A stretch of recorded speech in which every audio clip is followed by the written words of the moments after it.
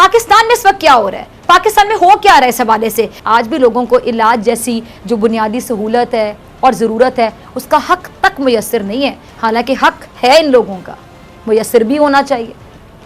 हमारे माशरे में आज भी कई बच्चे भूख से, प्यास से, गुर्बत से मर जाते हैं, ग़िज़ाई किल्लत से मर जाते हैं। और ग़िज़ाई किल्लत हमारे यहाँ एक बीमारी से कम नहीं, आप लोग अग्री करेंगे, प्रॉपर एक बीमारी है हमारे यहाँ ग़िज़ाई किल्लत। आम दिनों में यहाँ लोग फाकों से तंग आकर खुदकुशी कर रहे होते हैं। सोचिए जब कोई खुदकुशी करने पे चला जाए, फाकों से मजबूर होके, माओं ने खुदकुशियाँ की अपने बच्चों को मार के, ऐसी चीज़ें ऑन रिकॉर्ड हैं, तो सोचिए क्या हालत होगी उस माँ की जब उसने वो फैसला किया होगा। दुनिया में कोरोना वायरस के शिकार ताहाल जारी हैं। अमेरिका की अगर मैं बात करूं तो अमेरिका में कोरोना वायरस के मरीजों की जो तादाद है वो आपको बता दूं कि 10,67,382 हो चुकी है। बिल्कुल आपने सही सुना, और 60,000 से ज़ायद अफराद जान की बाजी हार चुके हैं। स्पेन में अगर मैं बात करूं तो ये तादाद 2 लाख से तजावुज़ कर चुकी है, जबकि मरने वालों की तादाद 24,000 से ज़ायद हो चुकी है। इटली में 2 लाख से ज़ायद मरीज़ मौजूद हैं इस वक्त, जबकि वहाँ कोई नया केस अलबत्ता रिपोर्ट नहीं हुआ है। अगर मैं फ्रांस की बात करूं तो फ्रांस में कोरोना के मरीजों की तादाद 1.5 लाख से ज़्यादा हो चुकी है, और 24,000 से ज़ायद ज़िंदगियों के चिराग कोरोना की आंधी ने गुल कर दिए। लेकिन फ्रांस में भी अब तक कोई नया केस रिपोर्ट नहीं हुआ है। अगर मैं बरतानिया की बात करूं तो वहाँ पे 26,000 अमवात, 1,65,000 मरीज़, कोई नया केस अलबत्ता देखने में नहीं आया है। ईरान में 90,000 से ज़ायद मरीज़ और 900 से ज़ायद नए शिकार और 6,000 से ज़ायद अमवात हुई हैं। ईरान हमारा पड़ोसी मुल्क है, और बावजूद इसके कि ईरान के मुआशी हालात बहुत ख़राब हैं, उसे सख्त तरीन पाबंदियों का सामना भी है। ईरान में कोरोना का ख़तरा भी मौजूद है, लेकिन ईरानी हुकूमत ने अपने मुल्क में कारोबारी सरगर्मियों का आगाज़ करने की मंजूरी भी दे दी है। अब ऐसे मकामात जहां बड़े पैमाने पर कोरोना फैलने का खदशा हो, जैसे कि स्कूल, शादी हॉल वगैरह वगैरह, ये गैर मुअय्यना मुद्दत तक के लिए बंद रहेंगे। इसके अलावा जो दीगर छोटे कारोबार खोलने की उन्होंने इजाज़त दे दी है। अगर मैं मिस्र की बात करूं तो मिस्र में भी बड़े इज्तिमात ममनू हैं, मगर क्योंकि मिस्र की हुकूमत को ख़तरा है कि कोरोना को रोकने के डर से भूख से लोग ना मरने लग जाएं, मिस्र की हुकूमत ने भी महदूद पैमाने पर कारोबार खोलने की इजाज़त दे दी है। अब सवाल क्या है?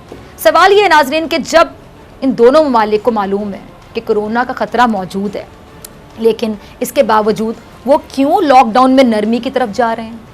वजह एक है, वो है मजदूर।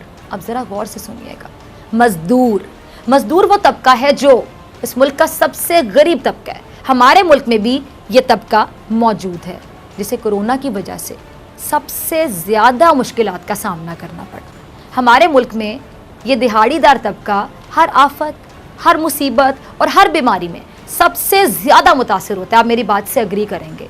और बदकिस्मती कह लें, यकीनन बदकिस्मती ये है कि इस तबके का कोई वरसाने हाल नहीं है। कोरोना वायरस फैलने के बाद से पाकिस्तान भर में ये मजदूर दिहाड़ीदार जो लोग हैं, जो रोज़ की बुनियाद पर जाते हैं, कमाते हैं और घर का चूल्हा जलता है, अगर ये नहीं जाते, एक दिन की भी आपके पास पैसे नहीं होते तो आपका चूल्हा ठंडा पड़ जाता है। ऐसा ही है, चूल्हे ठंडे हो जाते हैं घरों के। न जाने कितने मजदूर हैं जिस टाइम पे बहुत ही बुरी हालत में होंगे। पाकिस्तान भर में परेशानी का शिकार है मजदूर तबका, फाकों पर मजबूर है। सड़कों पर बैठे ये मजदूर किसी मुआवजे का इंतजार कर रहे हैं, किसी मुआवजे के इंतजार में बैठे हैं कि कब उनकी रोजी रोटी का कोई बंदोबस्त होगा।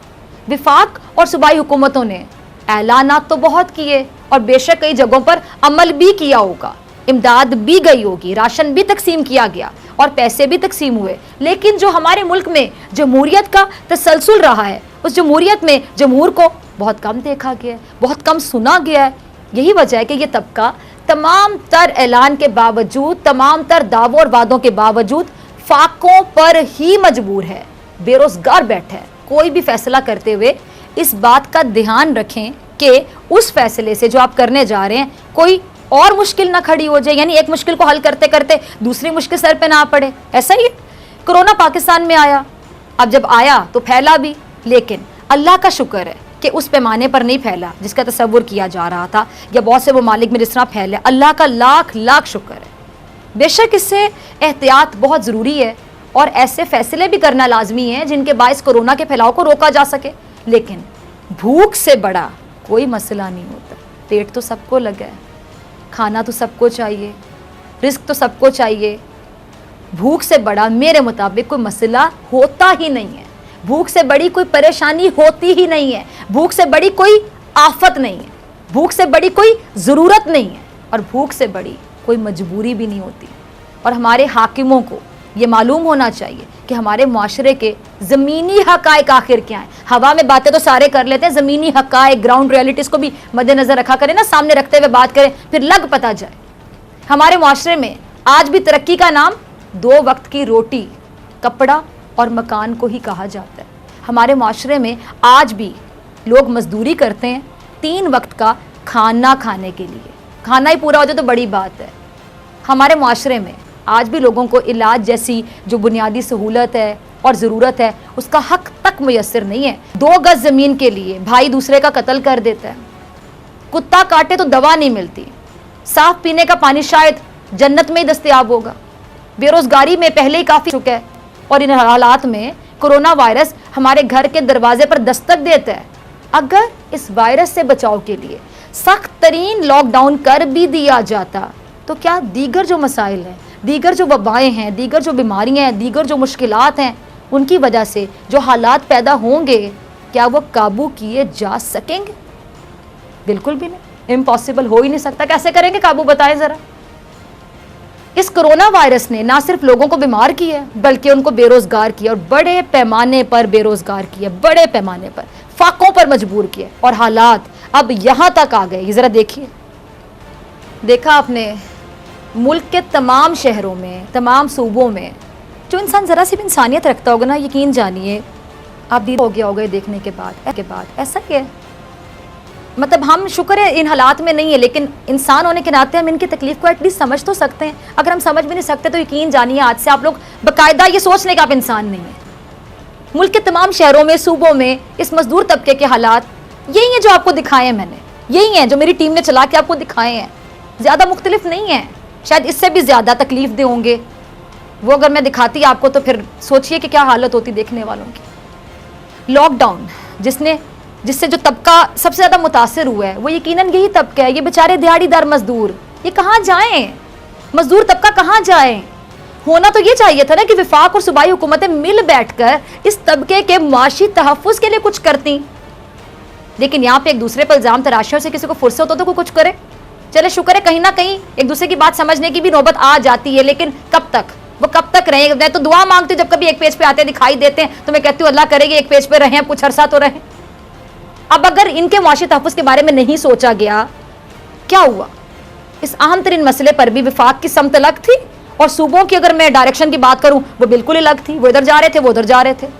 सिंध में शुरू में सख्त तरीन लॉकडाउन कर दिया गया, आपको पता है। विफाक ने एतराज़ किया लेकिन सिंध हुकूमत ने बात नहीं मानी। सिंध हुकूमत तो आज भी लॉकडाउन में नरमी की हिमायत करती दिखाई नहीं दे रही, लेकिन क्योंकि हमारे स्टेक होल्डर्स एक पेज पर नहीं थे, जिसका नुकसान किसी MNA MPA वज़ीर आला को इतना नुकसान ना हुआ, अगर हुआ तो सबसे ज़्यादा इस बेचारे गरीब तबके को हुआ, मजदूर तबके को, दिहाड़ीदार तबके को हुआ। किसी ने फाकों से तंग आकर खुद को आग लगा ली, किसी ने भूख से सताए हुए बच्चों को फांसी दे दी।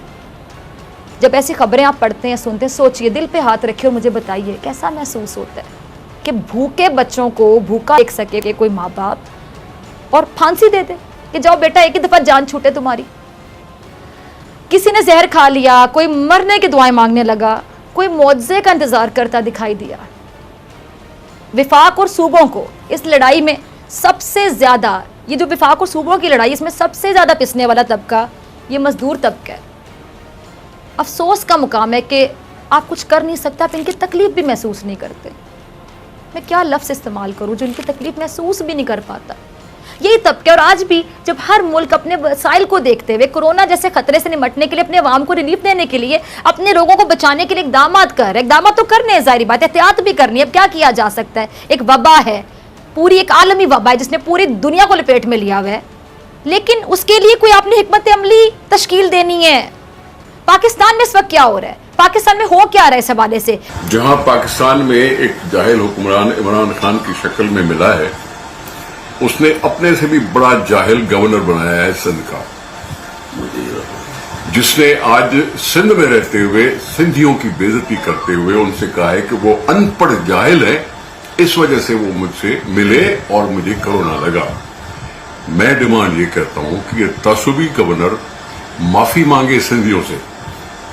सिंध का खाता है, सिंध में पलता है और सिंधियों के बारे में ये बात कर रहा है। इससे कोई गिरी हुई बात हो नहीं सकती। निसार खोड़ो साहब की गुफ्तगू आपने भी सुनी। निसार खोड़ो साहब ने जिन क्या बोलो कौन ख्यालात, कीमती ख्यालात ही कह देती हूँ इन साहब के कीमती ख्यालात का इजहार अपने मुल्क के वजीर आजम और सिंध के गवर्नर इमरान इस्माइल साहब के बारे में किया। उसकी वजह बना था एक बयान जो इमरान इस्माइल साहब ने दिया था। उन्होंने कहा था कि जी अंदरून सिंध को इतना एजुकेट नहीं किया गया, इसीलिए वो लोग मेरे करीब आए और मुझे कोरोना लग गया।